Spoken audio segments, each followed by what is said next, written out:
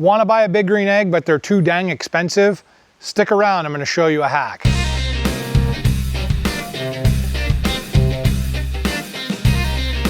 Hey, it's Pete with BackDraft BBQ, the firefighter that loves to grill.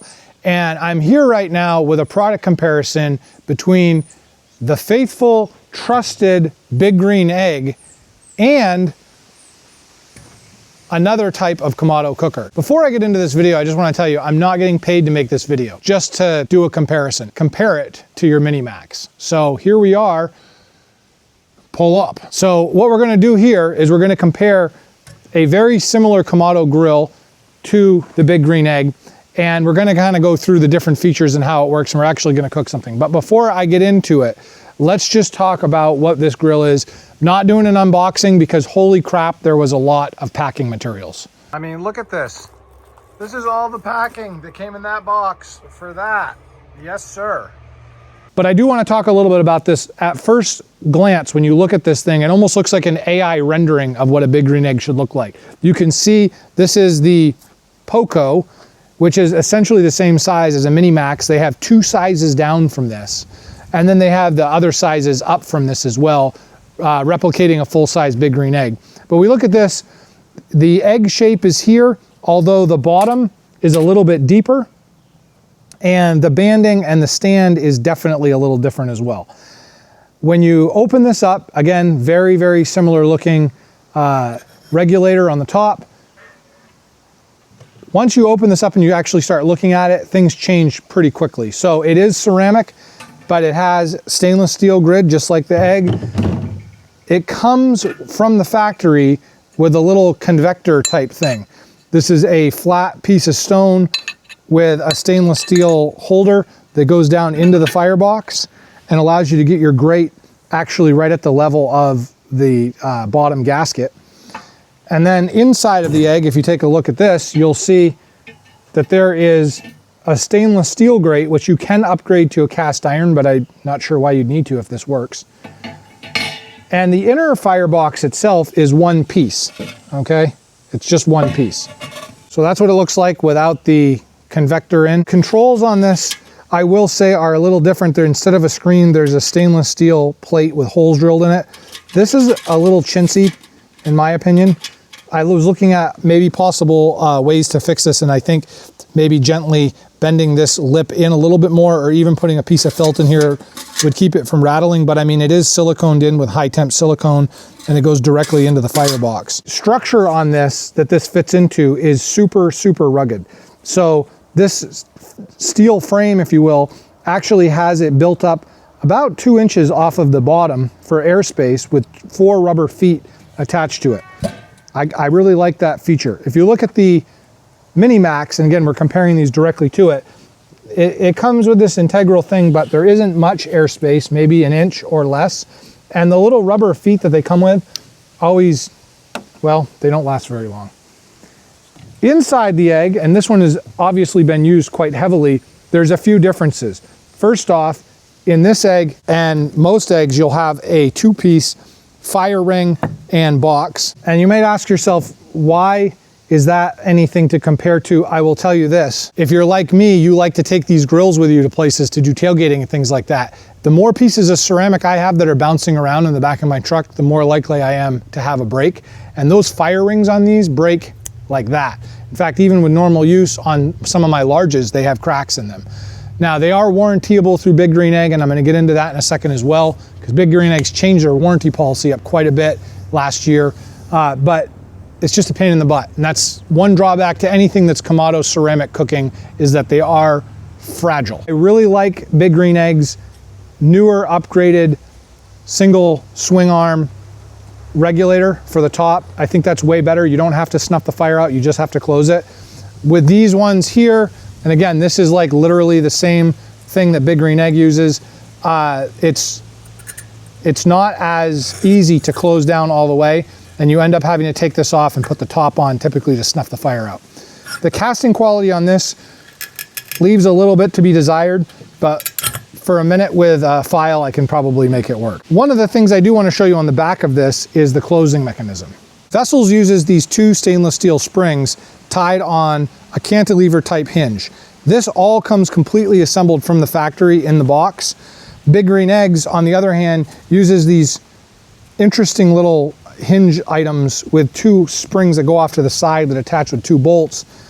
Long story short, I'd much rather have something simpler. You can see the form factor on this for the similar size cooking grills. This Vessils unit is actually much taller. You can see the grills are almost the same size. Maybe the MiniMax has an extra ½ inch on it. The Vessils unit also has bamboo handles, both on the front and the sides, versus the Big Green Egg, which has an oak handle on the front and 2 metal handles that are built into the base on the side. Fit and finish wise, I think that the Big Green Egg has it over the Vessel. I think these things are a polished machine and they've been used for the last, I don't know, 30, 40, 50 years, and they work great, but they're expensive. This is over $1,000 the way it sits. This one is 600 bucks. And it comes with stuff. I think the best testament though is to see how this actually cooks and fires. So what I'm gonna do is I'm gonna put some charcoal in it and we're gonna light a fire. We're actually gonna cook a very difficult dish on these today, red hot dogs. While this is coming up to temp, I just wanna address the elephant in the room. I kinda alluded to it already, but is this a cheap Chinese knockoff of the Big Green Egg? The answer, surprisingly, is maybe. This grill, based in the United States, ships from Savannah, Georgia, California, and headquartered in New York City. Surprisingly, when I ordered this grill, I got it to my door up here in Maine in 3 days. It came fully assembled, minus the handles, and it was packed like it was going to be shipped transcontinentally. Is it made in China? The answer is yes. Yes, it is. And actually, they're proud of their Chinese heritage because this is made in a city, and I'm probably mispronouncing it, called Yixing. And Yixing, China is known from the 1600s to be the world's leader in ceramic pottery, including Kamado cookers. In fact, you may have heard of Kamado Joe, one of the people that's actually using the term Kamado in their name. They're based out of the same place. Factories are side by each.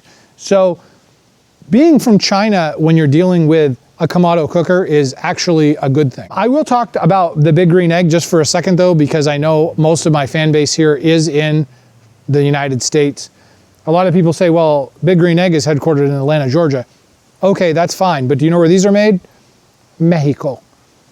Big Green Egg moved all of its production facilities to Mexico a few years ago as a cost-saving measure, although Big Green Egg cites other reasons as well. Big Green Egg also last year took their warranty and changed it up to basically limit the warranty because so many people were warranting broken pieces to the original owners. If you own one of these and you didn't register it before the deadline, essentially they're not going to honor the warranty from what I've been told.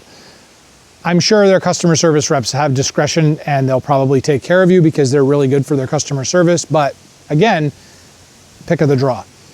The other thing about Big Green Eggs is if you're not the original owner, there's no warranty. Make sure you buy your egg brand new. I said that this is over $1,000. That is actually about $1,300 right now, the current MSRP, when it comes with the stand, which I have off camera. But as it sits right here, it's $7.99 right now at Ace is the place for your Big Green Egg. I started these both at the same time using the exact same lump and torch. We're just below 200 degrees and rapidly climbing. You can actually see the needle moving if you stare at it for a minute. On the Big Green Egg, we are currently, I don't know, 85? Man, all this grilling is making me thirsty.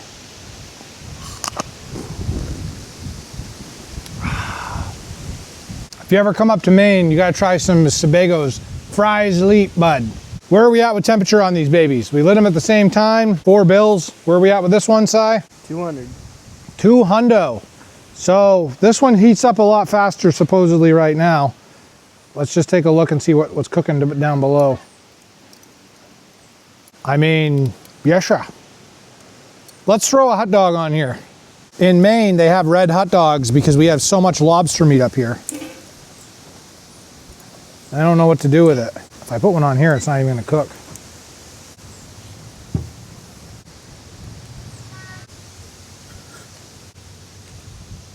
Been a couple minutes, this thing is off to the moon. She's ripping. This thing's barely even functioning. All right, we've got these babies cooking. It's kind of dumb to do a hot dog test, but it's just to show you how these things cook. Where this spiked to 500 degrees, I actually had to cut this down almost to nothing, and I can still feel the heat coming out of there. The bottom grate, you can see, has a very small amount too. This thing just took off like a rocket ship though. And these hot dogs are done. Come on over to the MiniMax. We're just shy of 250 degrees. So this hot dog is not even halfway done. So we're using the same charcoal on both grills. We lit them exactly the same way, and we lit them right at the same time. This one got up to temperature a lot faster, the Vessils, and I think the reason why is the gap around the firebox allows a lot more air to come up through from the vent versus the egg, which there really isn't a gap at all around it. It's pretty much sits right on the outside edge. So my verdict with the heating up time, this one being much, much faster, that's great because that allows me to get cooking faster. I can sear faster, all of those things. The disadvantage to that is if you're trying to do something low and slow, you really have to watch your temperature, because if you overfire a Kamado grill of any type, it takes a long time to get it cold again, like almost an hour to come off the high. That being said, with these smaller eggs, we don't really low and slow too much with them. I mean, you can do a pork butt on these, and I certainly have, but these are more for your tailgating. You want to get out there, rip some dogs and some burgers, maybe even do some 3-2-1 ribs. That isn't a bad thing to me. Being able to get up to temperature quickly, that's not a bad thing to me. So what is my verdict on comparing these two? Again, it's very subjective and it's my opinion, and I appreciate that. The Big Green Egg with just itself, $800. This coming with a convector already, a really nice stand that's quite supportive, and gloves and tools, and it's already assembled, and they ship it to your door for $600. That's a pretty big deal. That's a pretty big difference. It's not just $200, it's $200 plus all of the other stuff. I think the convectors are a couple $100 now anyways. So the price point on these is good. As far as the legacy goes, you're kind of comparing a Harley Davidson to an Indian motorcycle. You've got somebody that's been making Kamado grills for a very, very long time, but you do not have the name, the brand recognition that you do with a Big Green Egg. Is that important enough to you to offset the cost? Only you can decide that. I would say the fit and finish of the Big Green Egg is a little bit more refined, but it's pretty close to the Vessils. The only thing on the Vessel I didn't quite care for was the grate and how rattly it was.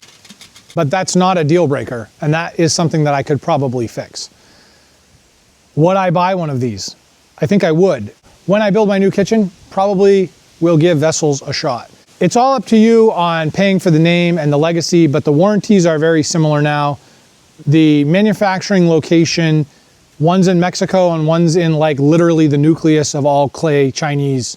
I think that's where they even came up with the terracotta warriors, huh? It's all subject to your opinion on what you want, but you're not gonna get ripped off with the Vessils. It's not some cheap thing that isn't gonna work. It's actually a quality product. With that being said, can really taste the lobster in these. Let me know your comments down below. Call me Judas if you want, that's fine. I'm not selling myself out on this one. What I will do though is put a coupon code that Vessils has kindly offered to our customers. It'll actually save you 5% off the purchase price. It'll be down in the description. Until next time, grill safe. And don't eat so many hot dogs, they're not good for you.